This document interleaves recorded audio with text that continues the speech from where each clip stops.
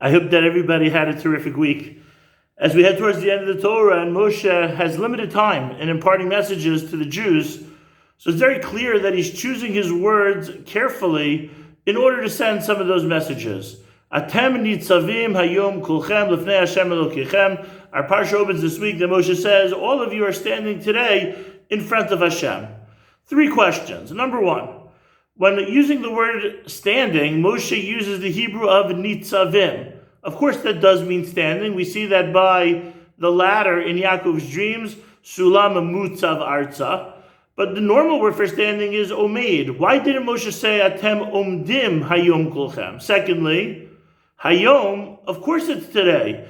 Why would Moshe specifically say you're standing today? We're talking, we're having a conversation right now. Obviously it's referring to today. Why did Moshe have to specify it? And lastly, why does Moshe say Kolchem and at the end of the pasuk again Kol Ish Yisrael, and then in between list off Roshechem, Shiftechem, the heads of the tribes, Ziknechem, Shotrechem, Kol Ish Yisrael? Why is Moshe giving a specific list of people if he already said Kol Ish Yisrael, each and every Jew?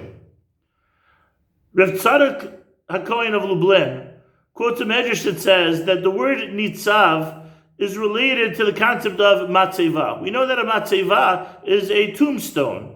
It marks, it lets us know, it tells us about somebody's life after they had passed on, after they have finished.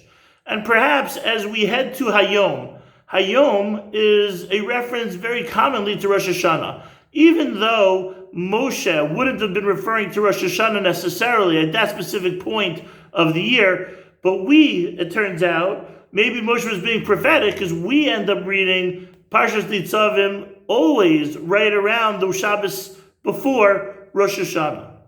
Atem Netzavim hayom kolchem. Today, as we head towards Rosh Hashanah, perhaps there's a matzeva. That the same way that there are some people that on their matzeva, all the tombstone tells us about is the day they were born and the day they died, and their life pretty much was a passing of time, a very simple, not complex, not deep, not beautiful kind of life.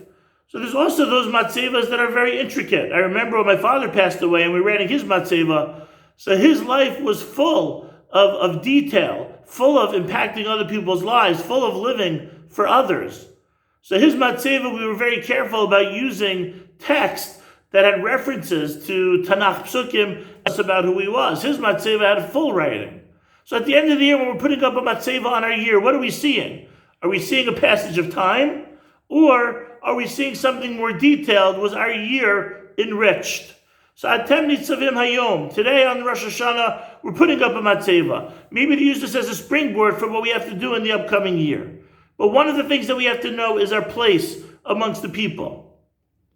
That everybody has a role. In order for me to succeed in what I'm doing, it has to be on the backdrop of what I was responsible for and where I could contribute to the Jewish people. So Atem Nitzavim Hayom Kolchem. I today, as we head towards Rosh Hashanah, I would like to put up a matzeva of the successes that I had. But part of that has to be based on understanding who I am, understanding my role. As we head towards Rosh Hashanah Haba Aleinu L'Tova, and as we prepare for the Yom HaDin, perhaps that preparation should be, who am I? Where is my place amongst the Jewish people? And did I spend the last year just passing time, or did I fulfill whatever mission Hashem had in store for me? Hashem should help us take the time to contemplate, to reflect, and then be able to build so that 5782 will be the best year of our lives. Have a good Shabbos.